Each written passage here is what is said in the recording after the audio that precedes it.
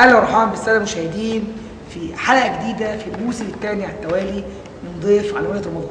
الحمد لله بعد النجاح اللي حققناه في الموسم الاولاني نبدا الموسم الثاني في برنامج ضيف عناوين رمضان. النهارده معانا احد الكوادر، يعني مش هقول يعني كوادر الهرم، لا دي كوادر على مستوى الجيزه كلها. معانا ومعكم الاستاذ سيد مناع. اهلا وسهلا بحضرتك، شرفتنا ونورتنا وكل سنه وحضرتك طيب. استاذ سيد، في البدايه عايزين نعرف المشاهدين مين هو الاستاذ سيد مناع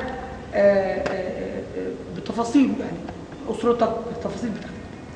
السيد عرفة أمين مناع الشهيد بسيد مكوي مناع، مسؤول عن الحالات الحكومية في أحد شركات المحمول، تأمينات، ضرايب، صيدلة.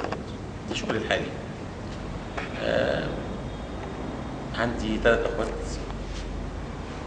متزوج، عندي أولاد، عندي 7 أولاد. بسم الله ما شاء الله. كلهم في المراحل الدراسية بالكامل، يعني جامعة، ثانوي، إعدادي، ابتدائي، كيجي. تمام. أستاذ سيد، في البداية طبيعة برنامجنا نسأل الضيف بعض الأسئلة عشان نطلع الحاجات اللي الناس ما تعرفهاش. في البداية عايزين نعرف يومك الرمضاني بيمشي ازاي؟ يوم رمضان ده بيبدأ بصلاة الفجر، وإن شاء الله بستمر في المسجد لحد الشروق. النوم ده بتكلم عن يوم الأجازة، لكن يوم الشغل بيختلف. لحد قبل الظهر بحوالي نص ساعة أو ساعة إلا ربع. صلاة الظهر، العودة للمنزل، انتظار العصر. طبعا كل رب أسرة لازم يساعد برضه في الأسرة، يعني الحاجات ناقصة بتاعت البيت ممكن أطلع أنا أتسوق بنفسي في فترة الصيام ديت. أي حاجة مطلوبة للبيت الكلام ده لازم أجيبها بنفسي. طبعا الجماعة في البيت ربنا يديهم الصحة، يعني مسؤولية كبيرة، بس برضه لازم أشارك معاها. لازم أصلي المغرب في المسجد. الفطار الأول زي ما احنا صغيرين كنت المغرب ده كنا ناكل على طول، كنا مفتقدين حكاية الصلاة في المسجد ديت. أول ما تدفع يضرب تاكل وتقعد مكانك مش قادر تتحرك. لكن صلاة المغرب بعد كده فطار، تراويح، تهجد، يبقى يوم يعني روحانيات ما شاء الله، يعني لا تذكر. حضرتك؟ ايوه. طب قول لنا السفرة الرمضانية بتاعتك ايه اهم طبق ما تقدرش تستغنى عنه في السفرة؟ أنا الحمد لله أنا باكل كل حاجة، ما فيش حاجة معينة. أي حاجة بتتعمل أنا باكلها. في طبق كده بتحب يبقى موجود على السفرة كل يوم؟ أكيد الفراخ. الفراخ. في الغلو ده؟ لا أنا بتكلم أيام الرخص. أيام الرخص. حاليا ممكن سلطة. لا ممكن أقول حاجة بس هتتصور. ورجعنا لكم بعد الفاصل مع الأستاذ سيد مناع. سيد، احنا عايزين نسأل حضرتك سؤال، يعني سفرة رمضان ل 2023 نقصت حد في عند حضرتك؟ نقصت ايه؟ ما نقصتش بيها الأكل والشرب، ونقصت أفراد. نقصت ولا زادت ولا زي ما هي؟ السفرة في مصر نقصت أفراد الزمان. أفراد أعزاء طبعا على قلوبنا كلنا. ويعني ما ينفعش ان انا يعني اتذكره دلوقتي عشان هتقلب دراما معانا يعني سفرة 2023 سيد مناع نزل قبل كتير كتير. أب وأم أخ وأخت كتير أوي، كتير. فرقوا معاك؟ كتير طبعا. تقدر تقول يعني ايه الموقف اللي انت بتتمنى ان الزمن يرجع بيك تاني عشان تعمله في رمضان وانت ما عملتوش السنين اللي فاتت؟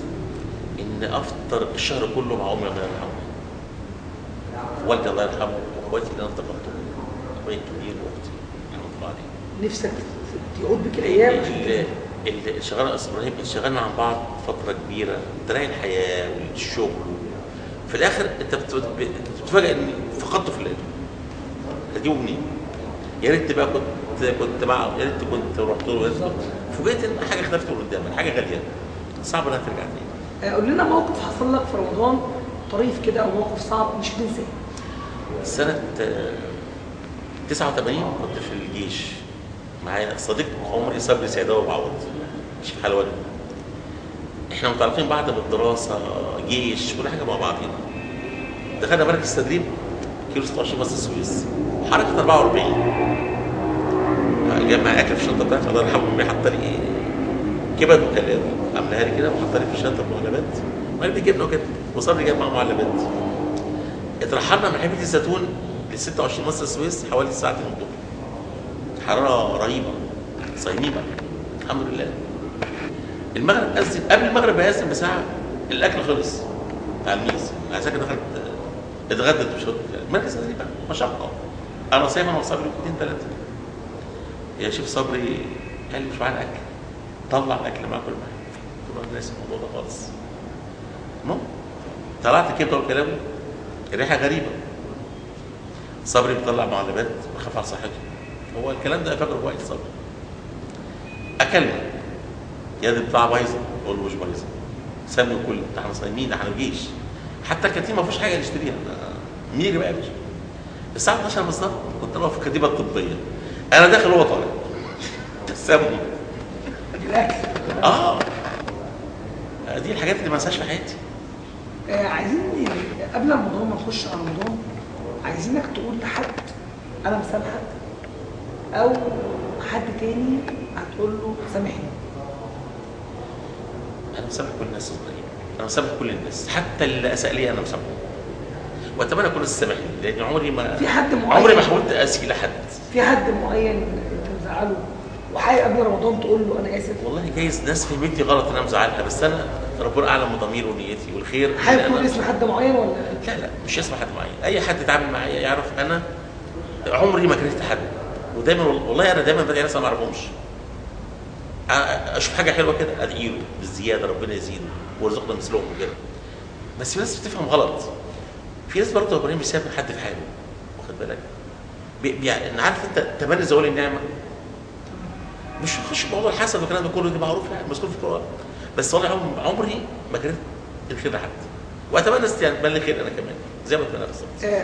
فريق اعداد عندنا يعني قدر يتواصل عن معلومه كده في ناس كتير ما تعرفهاش، ان حضرتك منتمي لحزب حماة وطن. انا فعلا ماسك امين تنميه الموارد حماة وطن لحد اخر 12 اللي فات ده. لحد اخر 12 1/1 انا ان شاء الله في كده مفاجاه كده مع مستوى الوطن باذن الله. يعني نقدر نقول ان انت يعني استقلت او انسحبت من حزب حماة وطن وبتعلن انضمامك، ولا لسه ما انضمتش؟ مش استقاله، هو حضرتك ما فيش جديه في التجديد في الموضوع. انا انضميت، حاولت ان انا اخدم عن طريق يعني نقدر نقول وعدوك وعودات وما قدروش ينفذوها. يعتبر انا طلبت حاجات كتير ما اتنفذتش. فده سبب. بس سعادتك فاكر لما قلت لك محي اميه لما كنت عايز اجيب الناس كان معلش انا مش بذم فيهم. اتقال لي هات فصل وهات وهنجيب لك ناس. ما حصلش. احنا بنشوف عندنا كوادر، عندنا الاستاذ محمد ابو عيسى من حماة وطن، والراجل بيشتغل على محمد ابو عيسى ده شعلة نشاط الهرم يا حبيبي. محمد ابو عيسى ده اتمنى ان يكون في المجلس اللي جاي، لانه فعلا هيفرق معانا كتير. ما شاء الله يعني شعلة نشاط. وبعدين محمد مش عايز احزاب، شغال فردي 10 على 10. هو هيزيد الحزب مجهود. هو بس هي قصه الاحزاب فايدتها يعني احنا شايفين ان بتديله سلطه اوسع، بتديله الفرصه ان هو يتعامل علاقات رسميه، بيقدر يتواصل مع الجهات الرسميه والجهات المسؤوله بقوه، يعني ما يبقاش ضعيف. وبيخدم بقدر امكانياته حاليا حتى من غير حزب. طب ليه حضرتك انسحبت رغم ان انت بتقول ان محمد ابو عيسى في الحزب؟ مع احترامي لحماة وطن يا استاذ ابراهيم، انا ما شفتش جديد اتعمل. انا بقالي معاهم 6 شهور ما فيش حاجه اتعملت. انا كنت معايا بعد المشاكل قلت لهم انا هيجي عندي كذا وكذا وكذا وكذا. يعني تنصح الاستاذ محمد ابو عيسى بالانسحاب من الحزب؟ لا يستمر طالما هو يستمر في حماة وطن. انا يمكن ما وفقتش. يعني انا كنت ماسك تنميه الموارد، واكيد هو ماسك حاجه بوزيشن تاني غير خالص. يعني هو اعتبر مسيطر اكتر مني. تمام. يعني انت ما خدتش وضعك بس في الحزب، بس انت بالظبط. يعني لو انت هتقدم له النصيحه استاذ ابراهيم هتقول له كمل زي ما انت. مع احترامي كل الاحزاب، انا طلبت يا جماعه ان عندي كذا كذا كذا. اول حاجه ابداها محو اميه، اكبر فصول لو قلت حضرتك عارفه كده، قلت لي انا معاك. طب ليه ما لجأتش الاستاذ محمد ابو عيسى في موضوع الفصول ده؟ ما كانش هو فضيلي، كان عنده شغل تاني اهم. ولا لجأت له صراحه وهو ما نفذش؟ لا ما حصلش. طيب يعني نتمنى من الله عز وجل ان ربنا يوفقها دايما للخير. سيد، دائما لما بنسال الضيف في حاجه نفسك تقولها لحد وتقول اسمه، يعني نفسك توجه رساله لحد، لو قادر تقول اسمه ماشي، مش قادر اوجه له رساله هو يفهم الكلام عليه. لا والله السنه اللي اهل بلد كل مصر ابراهيم ان في مشاكل حاليا في كل بيت.